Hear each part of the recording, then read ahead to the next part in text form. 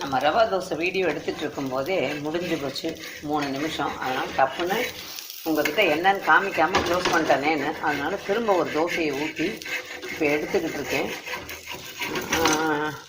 இது பாருங்கள், அழகாக நிதானமாக ஊற்றும்போது தீ ஜாஸ்தி இருக்கணும், ஊற்றினதுக்கப்புறம் தீ குறைச்சிடணும். நல்லா நிதானமான தீயில் வேகணும்.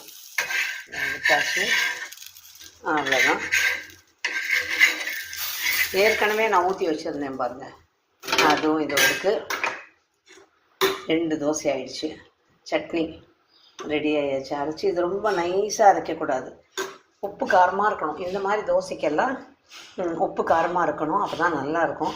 கோதுமை ரவா தோசை, அதாவது கோதுமை மாவு ரவா தோசை பற்றி ஒன்று சொல்லணும் அப்படிங்கிறதுக்காக தான் இந்த அடுத்த ஷார்ட்ஸை நான் போடுறேன்.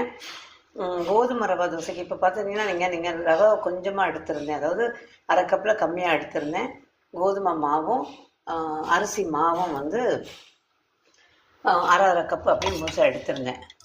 இதை வந்து நீங்கள் அரிசி மாவு 1 கப்பு, கோதுமை மாவு 1/4 கப்பு, அதுக்கப்புறம் ரவையும் 1/4 கப்பு, அந்த விகிதமும் நல்லா வரும் தோசை. கல் வந்து எப்போவுமே சூடாக நல்லா இருக்கணும். அதுக்கப்புறமா நம்ம வந்து தோசை ஊற்றிட்டு தீயை குறைச்சி நிதானமாக வேக விடணும். ஹோட்டலில் பண்ணுற மாதிரி நம்மளால் அப்படி வேகமாக ஊற்றி அதை எடுக்க முடியாது, கொஞ்சம் நிதானிச்சு பண்ணலாம்.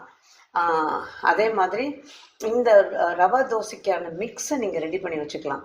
நீங்கள் இந்த விகிதத்தை அப்படியே ஒரு கப்பு நிறைய அரிசி மாவு, அந்த 1 கப்பில் கொஞ்சம் குறைய கோதுமை மாவு, அதாவது 3/4 கப்பு கோதுமை மாவு, ஒரு அரை கப்பு அளவுக்கு ரவை, கொஞ்சம் ஒரு மேக்ஸிமம் போனால் ஒரு அரை டீஸ்பூன் 3/4 டீஸ்பூன் உப்பு, சீரகம், இதை போட்டு நல்லா கலந்து எடுத்து வச்சிடணும். தேவையான போது கொஞ்சம் மாவை எடுத்து கரைச்சிக்கிட்டு அப்படியே தண்ணியாக கரைச்சிட்டு தோசை ஊற்றுனீங்கன்னா இன்ஸ்டண்ட்டாக நம்ம ஊற்ற முடியும்.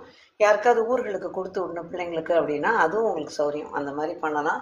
அந்த விதத்துலேயும் நல்லா வரும். ஸோ இன்றைக்கி அதுதான் கோதுமை மாவு வச்சு ரவா தோசை. இது இன்னும் நிறைய பேர் தெரிஞ்சிருக்கும், பெரிய ஸ்பெஷல் அப்படிலாம் கிடையாது. பட் நான் பண்ணுற பக்குவத்தில் உங்களுக்கு நான் சொன்னேன். ட்ரை பண்ணி பார்த்துட்டு எப்படி இருந்ததுன்னு சொல்லுங்கள்.